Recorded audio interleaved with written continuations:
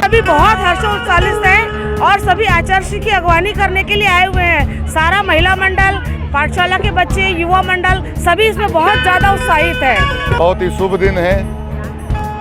इस युग के सर्वश्रेष्ठ आचार्य श्री विद्यासागर महाराज जी का राजनांदगांव संस्कारधानी में मंगल प्रवेश होने जा रहा है और आज पूरा जैन समाज ही नहीं, इस नगर के सभी प्रतिष्ठित जन, सभी शाकाहारी अहिंसा प्रेमी लोगों ने आज उनकी अगवानी के लिए यहाँ एकत्र हुए हैं और बहुत बड़ा काफिला गुरु जी के साथ वहाँ से पैदल चलकर राजनांदगांव मंगल प्रवेश के लिए आ रहा है और यहाँ मनसुख लाल पेट्रोल पंप के पास उनकी भव्य अगवानी जैन समाज, सकल जैन समाज एवं राजनांदगांव नगर वासियों के द्वारा यहाँ की जा रही है। इसके बाद यहाँ से चलकर आचार्य भगवान अपने संघ के साथ दिगंबर जैन मंदिर स्थित गंज लाइन में आज उनका पड़ाव होगा, जहाँ उनकी आहारचर्या और मंगल देशना हम सभी को सुनने को मिलेगी।